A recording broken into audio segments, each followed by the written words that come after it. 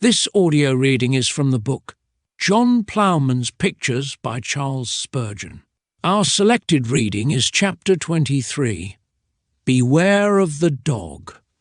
John Ploughman did not in his first book weary his friends by preaching, but in this one he makes bold to try his hand at a sermon and hopes he will be excused if it should prove to be only a ploughman's preachment. If this were a regular sermon preached from a pulpit, of course I should make it long and dismal like a winter's night, for fear people should call me eccentric. As it is only meant to be read at home, I will make it short, though it will not be sweet, for I have not a sweet subject. The text is one which has a great deal of meaning in it, and is to be read on many a wall. Beware of the dog. You know what dogs are, and you know how you beware of them when a bulldog flies at you to the full length of his chain, so the words don't want any clearing up. It is very odd that the Bible never says a good word for dogs. I suppose the breed must have been bad in those eastern parts, or else, as our minister tells me, they were nearly wild, had no master in particular, and were left to prowl about half-starved.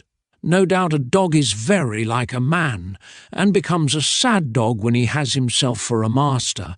We are all the better for having somebody to look up to, and those who say they care for nobody, and nobody cares for them, are dogs of the worst breed, and for a certain reason are never likely to be drowned. Dear friends, I shall have heads and tails like other parsons, and I am sure I have a right to them, for they are found in the subjects before us. Firstly, let us beware of a dirty dog, or as the grand old book calls them, evil workers, those who love filth and roll in it. Dirty dogs will spoil your clothes and make you as foul as themselves. A man is known by his company. If you go with loose fellows, your character will be tarred with the same brush as theirs. People can't be very nice in their distinctions if they see a bird always flying with the crows, and feeding and nesting with them, they call it a crow, and 99 times out of 100 they are right. If you are fond of the kennel, and like to run with the hounds, you will never make the world believe that you are a pet lamb. Besides, bad company does a man real harm, for, as the old proverb has it, if you lie down with dogs, you will get up with fleas.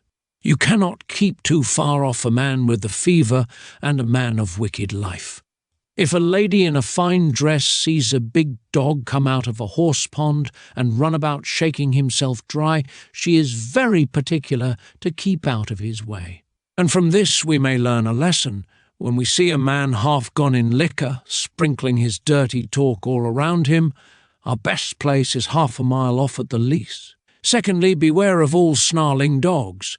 There are plenty of these about. They're generally very small creatures, but they more than make up for their size by their noise. They yap and snap without end.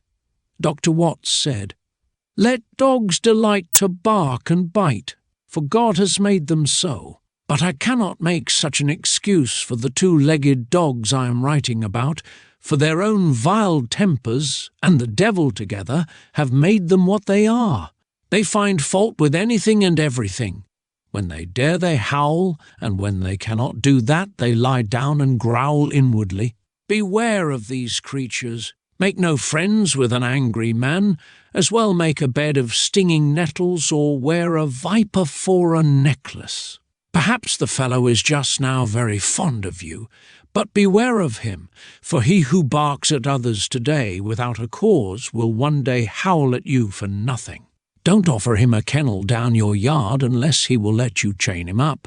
When you see that a man has a bitter spirit and gives nobody a good word, quietly walk away and keep out of his track if you can.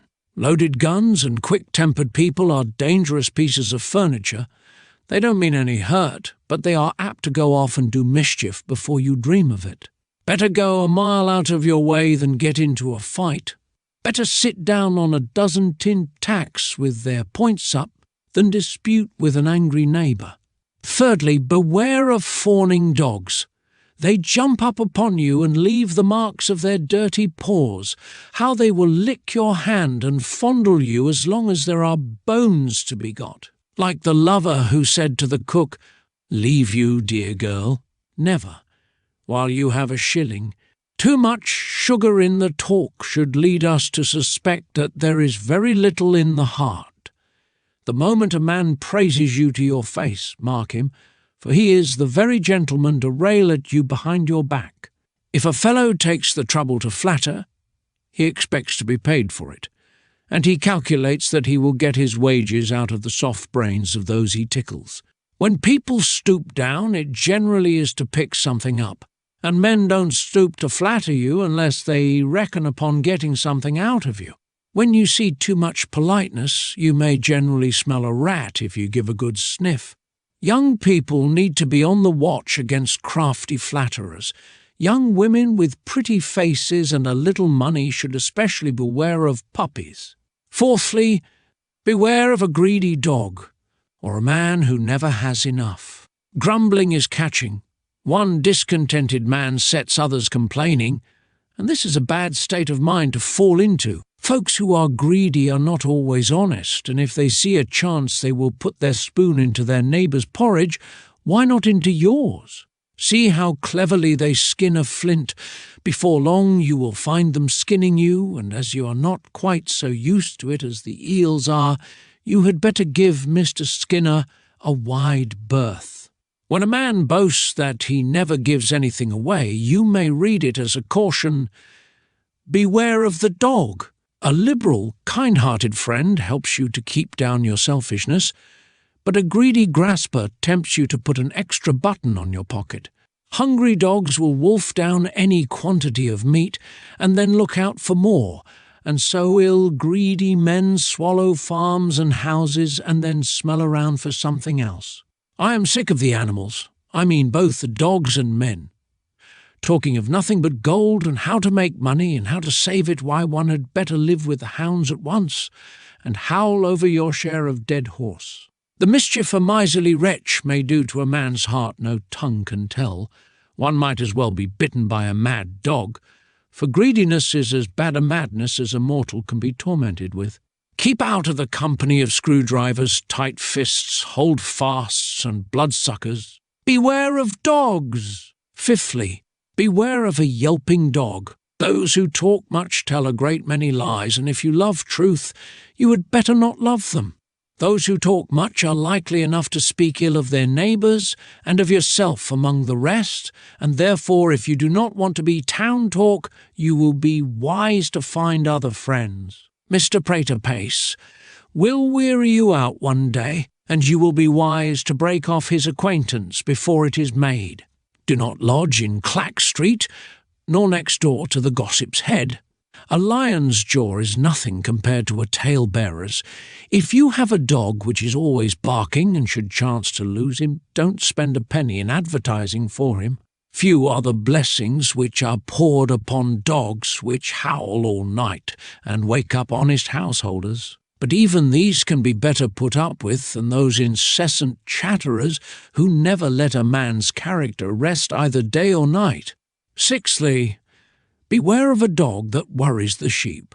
Such get into our churches and cause a world of misery. Some have new doctrines as rotten as they are new.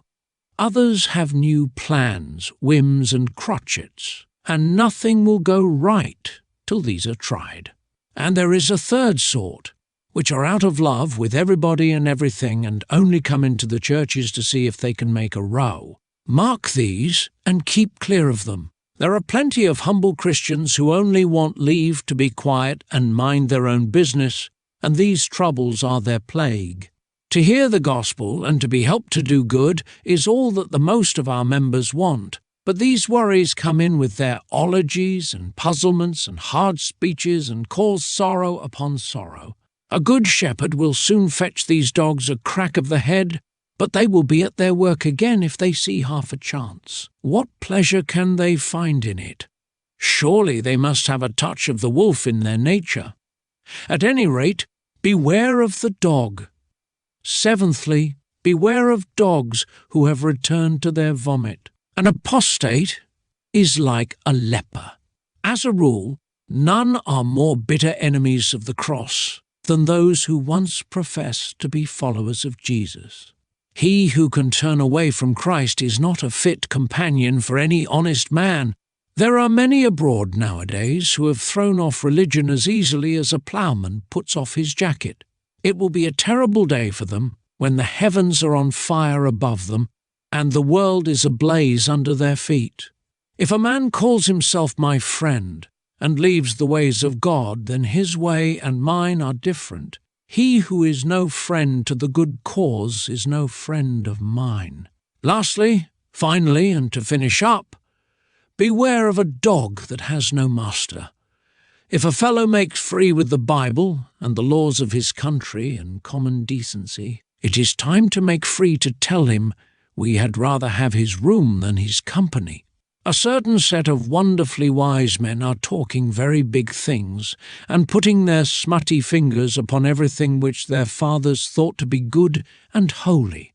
Poor fools, they are not half as clever as they think they are. Like hogs in a flower garden, they are for rooting up everything, and some people are so frightened that they stand as if they were stuck and hold up their hands in horror at the creatures. When the hogs have been in my master's garden, and I have had the big whip handy, I warrant you I have made a clearance, and I only wish I was a scholar, for I would lay about me among these free-thinking gentry, and make them squeal to a long-metre tune. As John Ploughman has other fish to fry, and other tails to butter, he must leave these mischievous creatures and finish his rough, ramshackle sermon. Beware of the dog, beware of all who will do you harm. Good company is to be had, why seek bad? It is said of heaven, without our D-dogs, let us make friends of those who can go inside of heaven, for there we hope to go ourselves. We shall go to our own company when we die. Let it be such that we shall be glad to go to it. This concludes chapter 23. Thank you for listening.